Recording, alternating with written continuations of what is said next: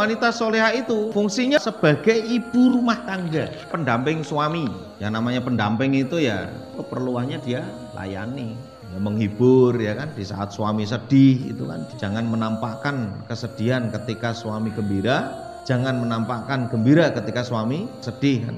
Kemudian menjaga perasaan. Ini sebagai pendamping suami itu begitu, tidak banyak menuntut melebihi batas kemampuan, tidak menyusahkan, termasuk tidak membebani suami dengan banyak pertanyaan yang tidak penting. Itu memang menyusahkan. Sekarang saya mau tanya, jenengan kalau ujian itu pilih mana? 100 pertanyaan atau 10 pertanyaan atau 2 pertanyaan? Kalau semakin banyak pertanyaan kan semakin males, Pak. Apalagi ada sesuatu yang memang tidak harus istri itu tahu kadang-kadang. Urusan kantor, urusan apa, itu nggak perlu tahu. Ini kadang-kadang tekon-tekon misalnya gitu. Ini banyak kasus-kasus itu begitu. Masya Allah. Lah wis ngerti perjalanan mau pulang. Itu ya ditakoni ini dia Mas. Aku, ini Pak Bali.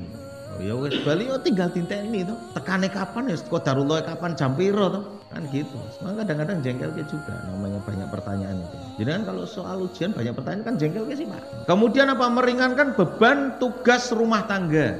Meringankan beban tugas rumah tangga itu artinya seperti membantu memasakkan, membantu membersihkan, mencucikan itu diantaranya. Ya karena itu bagian daripada tanggung jawab suami.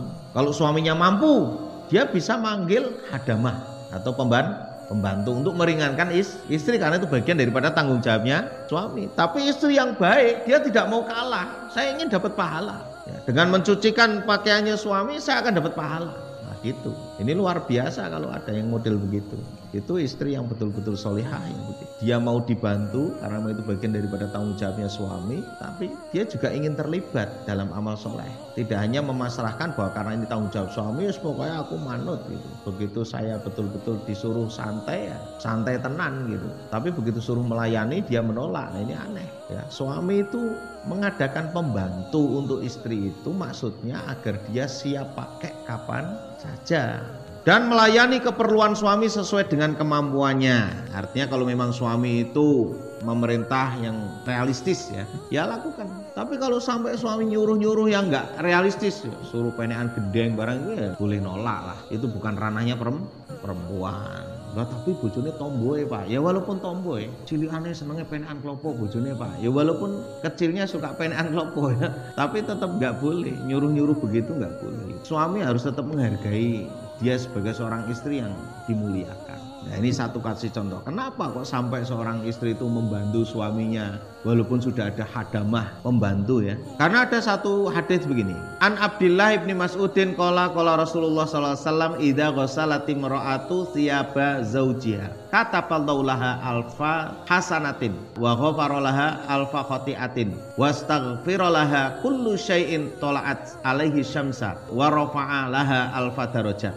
Apabila seorang istri mencucikan pakaian suaminya, maka Allah akan memberikan kepadanya 1000 kebaikan. Allah mengampuni 2000 kesalahannya. Segala sesuatu memintakan ampun kepadanya selama matahari masih terbit dan Allah mengangkat 1000 derajat kepadanya.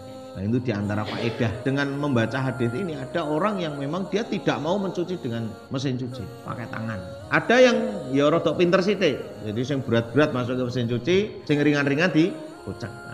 Itu namanya wanita cerdas. Dia bisa memilih pada tempatnya. Ini luar biasa Pak. Jadi memang kita perlu belajar untuk memahami ya, sehingga pada fungsinya. Jadi fungsi wanita solihah itu ya sebagai pendamping ya sudah mendampingi, tidak mengeksekusi ya, dalam keputusan-keputusan. Apalagi maaf ya dia membuat ribet ya. Dalam keputusan tidak boleh. Istri itu sudah manut saja. Wes ibaratnya kalau pasrah bongkoan gitu. Ya kenapa kok sampai seperti itu? Ya karena memang dia terikat dengan baiat. Jadi istri ini terikat dengan baiat. Baiat kepada siapa? Suami ya. Yang waktu itu diwakili oleh walinya.